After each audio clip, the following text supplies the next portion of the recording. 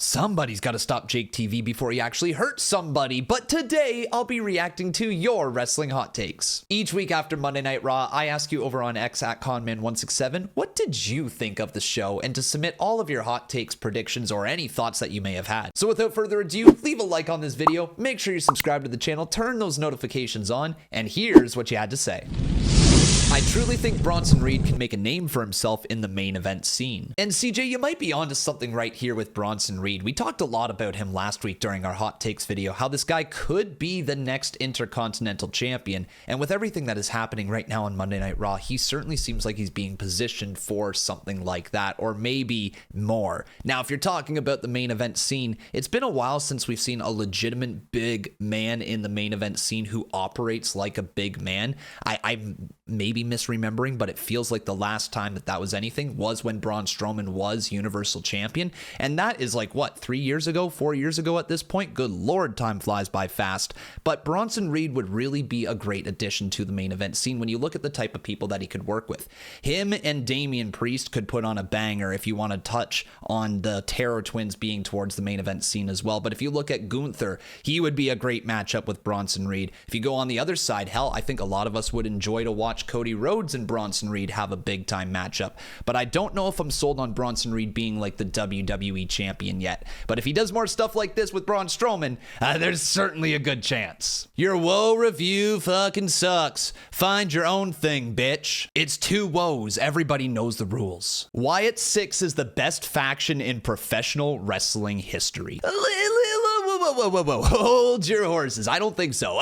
Not yet, at least. But this is not a shot at the Wyatt 6. I love them. I love the look of this group. I love the presentation. And it certainly has the possibility of becoming one of the most important, memorable factions in WWE history. But the best faction ever, that is certainly a hot take. And immediately coming to mind, Shield, Evolution, Four Horsemen. And that's just literally off the top of my brain. You could go down a bunch of different factions that have been far more successful than the Wyatts have been so far. I'm optimistic that their future will be very, very bright, either if it's championship material around their waist or if it's something else of a story, but like I can't agree with this yet. Like, you know, let's give it a few years before we're saying they're the greatest of all time. The Braun Jake TV backstage brawl segment gave me strong attitude era / ruthless aggression era vibes. If WWE did these things more often, it would add to the unpredictability of each week's show. Yeah, this Jake TV Braun Strowman segment was absolutely incredible, and it really was a great moment on the card. One of the most memorable moments on Monday Night Raw.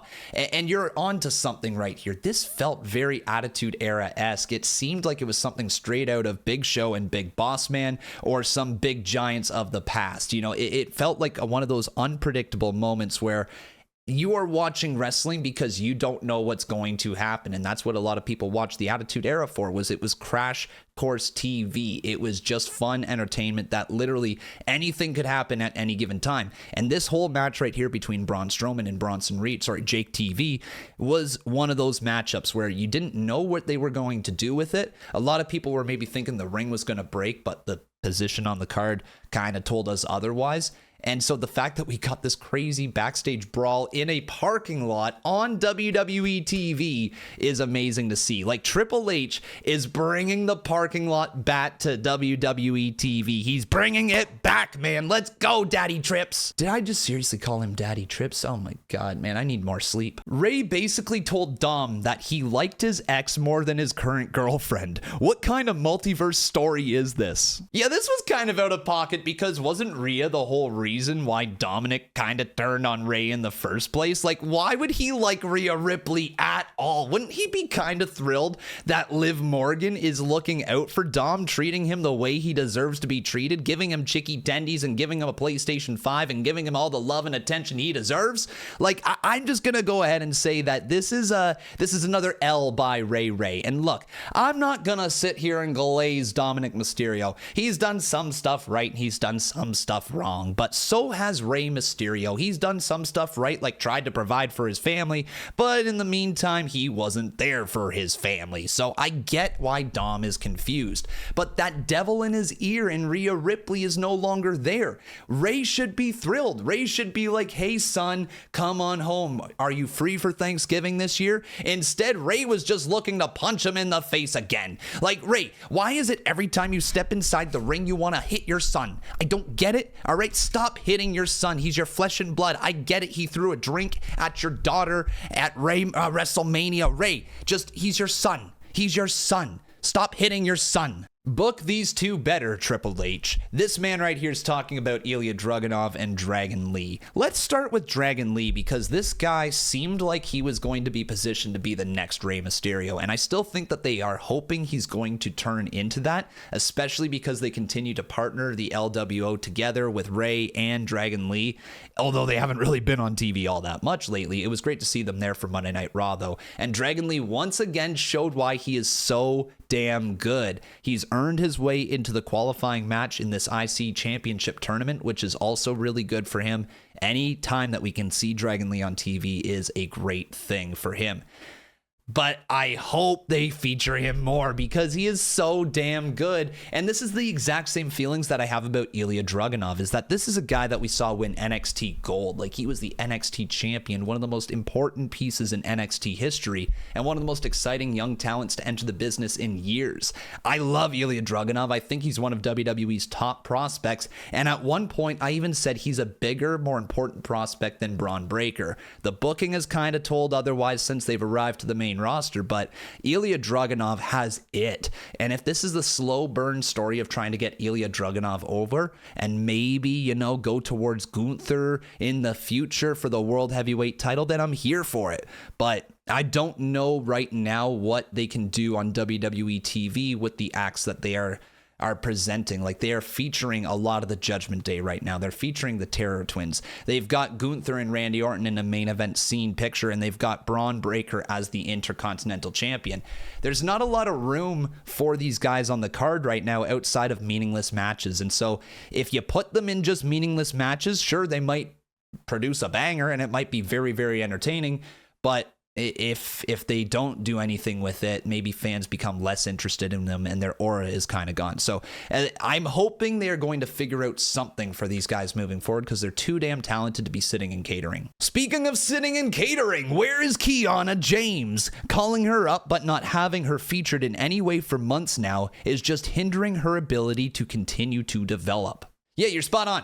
Kiana James is MIA. She has pulled an Odyssey Jones. She has literally replaced that man in catering, and I don't know what they're doing with Kiana James. She's a talented individual who seemed like she was called up too early. It wasn't obvious what they were going to do with her. It felt like they were just calling her up to make room for other people in NXT, and they knew that they were able to do something with them on the main roster someday. But I hope this isn't going in the direction of like a Dijak where they get called up and there's no plans in store for them. I'm hoping they're thinking like, hey, Kiana, in 6 months, 8 months time, we're going to have you used to what it's like on the main roster. You're going to be used to the people. You're going to know how this works. And then we're going to be able to put you into a program.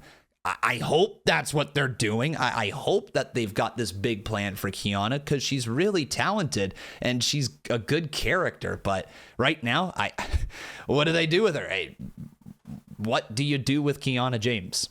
Dom is the future Intercontinental Champion. I must say the title does look really good around him right there. That's a dope looking photo and I'm kind of down for it, but I don't think this is happening right now. Dom could be an Intercontinental Champion and he probably should be at some point in his career, but right now he's not a person who needs to focus on championships. He's got to deal with Mommy. He's got to deal with Damien. He's got to deal with the rest of the Judgment Day, and of course he has Liv Morgan on his arm, who is the Women's World Champion. Dominik Mysterio has so much going on. The last thing that he really needs right now is the IC title, and I feel like you can still get that heat on Dom without putting that championship on him. But I do love the look of this, and if it happened, I don't think anybody in this wrestling community would honest to God be upset. This is a great idea.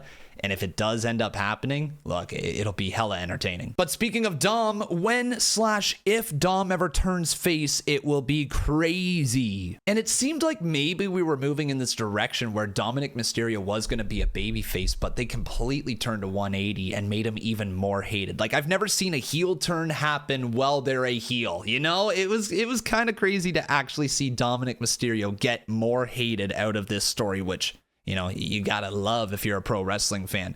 The day that he does turn babyface, though, I think he's going to be one of the most popular babyfaces WWE has. So many people love Dominik Mysterio and have felt like we've grown up watching Dominik Mysterio grow up. Like, you watch him back at that Custody of Dominik ladder match. I don't know about you guys, but I see that thing at least once or twice a year. My friends will throw it on here and there. Like, it's their go-to. They love it. It's so funny. But like, the fact that we grew up watching Dominik Mysterio, knew who Dominik Mysterio was all those years ago, and now he's an actual character on our TV screen. Like, you kind of love him. You really do. And I'm not, again, this is not me glazing him like some other content creators, especially one who was featured at the very start of this video.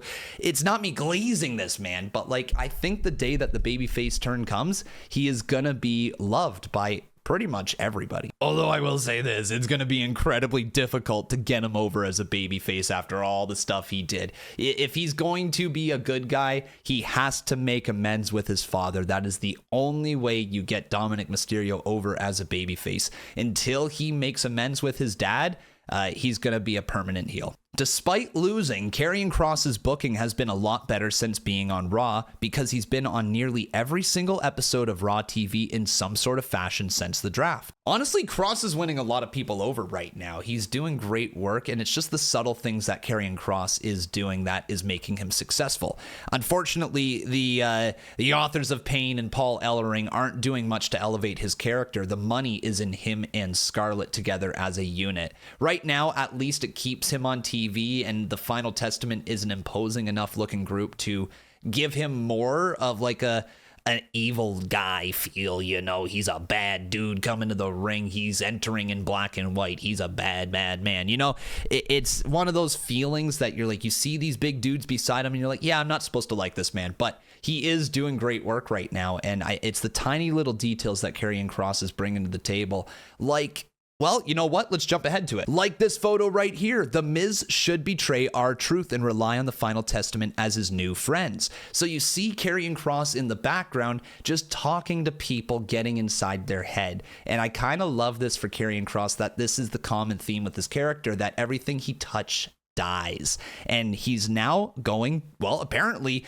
after The Miz. Miz is thinking about some stuff. I don't know what Miz is thinking. Probably thinking, what's up? What's up? Now that's the truth, or whatever their theme song says. But this guy right here, Miztofer, is going to have to do some thinking and see where his true allegiance lies. But he might very well be turning heel soon, and it's all because of Karrion Kross. The Pure Fusion Collective actually gave a good promo this week. Their new graphic and music was cool too. Maybe one day in the future they'll be over. I hope they wow us with cool sequences. Yeah, let's just call a spade right out of the gate here. The name is trash, all right? It's not great at all. There has been worse names in pro wrestling history for sure, but like, this is not a great name, and it's going to take a long time for people to like this name at all, right? I will say this, though. There's been many times in history where people have changed their names, or a faction has developed and the name has been not the best received. You know, for example, when Gunther became Gunther, he was once Walter. People were up in arms about that.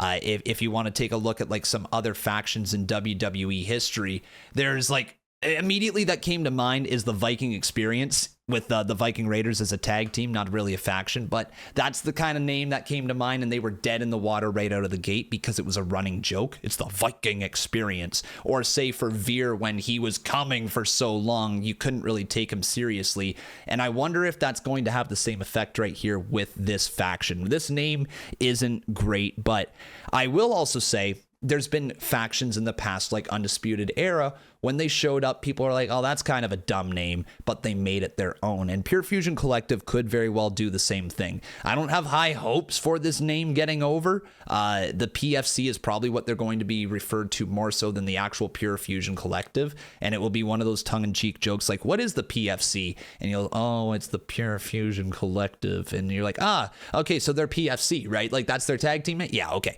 So it's one of those names that people aren't going to love for a long time.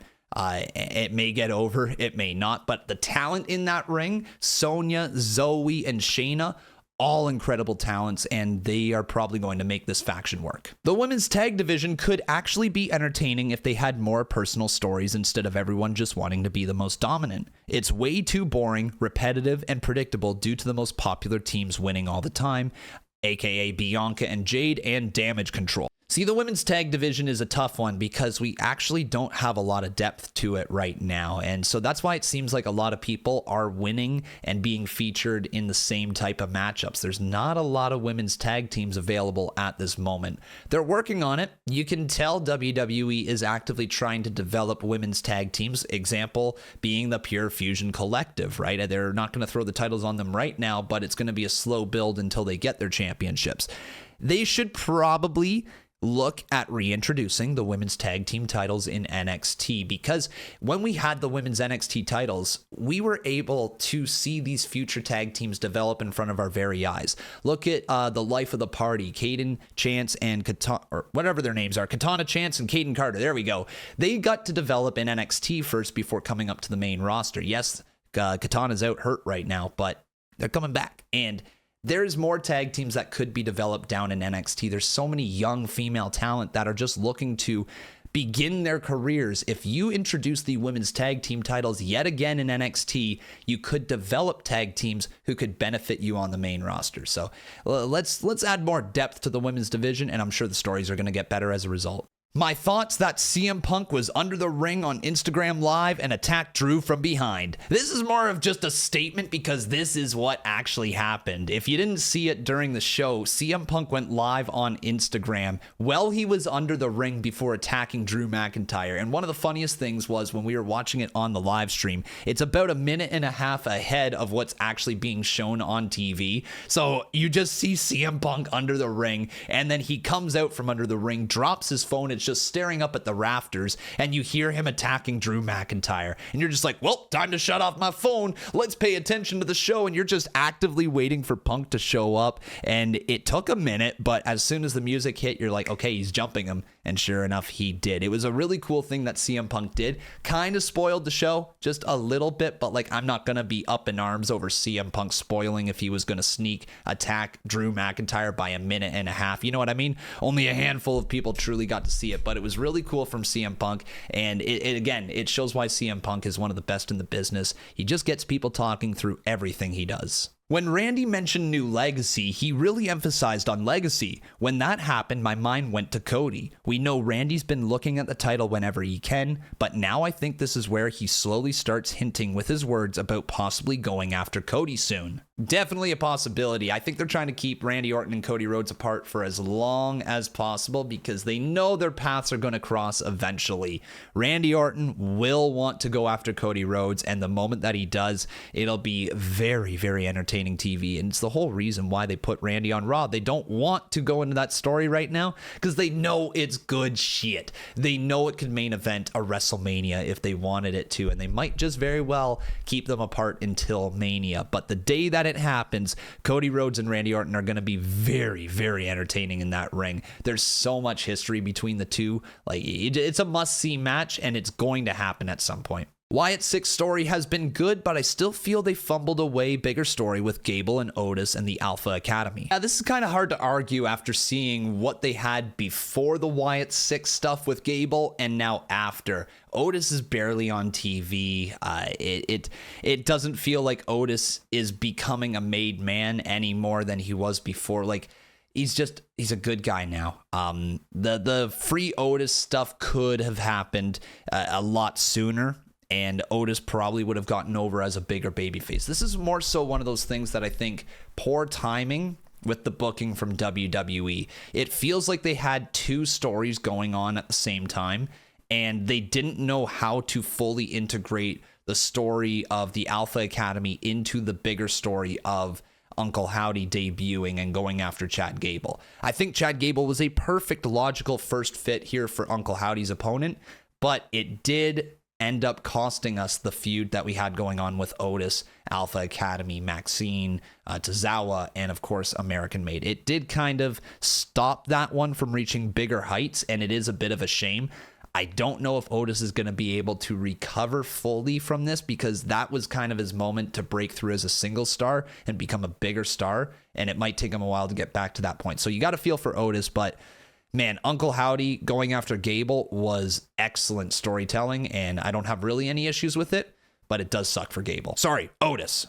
It sucks for Otis. They need to stop setting up Jey Uso to fail in these one-sided championship opportunities. Even if he does win the whole tournament and face Braun, you know damn well that he's not winning, just like every other big money match he has. They might even start proving Rikishi right. Okay, we got to put on our yeet glasses for this, because it's time to talk about Jey Uso and his lack of TV time. Well, you know what? At least he got a win tonight on Monday Night Raw. At least the main event Yeet Man got a dub, and he advances in the IC title tournament. You know, that's a good thing. Okay, that's a very good thing for Jey Uso, and there's still a chance that he could get this match against Braun Breaker. Now, if he gets the match against Braun Breaker, he's probably losing, which I get what people are saying right here, that this is a man who is a top merch seller, is a guy who consistently is a draw for WWE, whether it be adults or kids. Look at these damn Yeet glasses I'm wearing. I bought these. I spent real money on this thing. Like, what am I doing? I'm almost 30. But the question has to be, will Jey Uso draw any more money as a champion, or will he still draw lots for the company just being a challenger to these titles?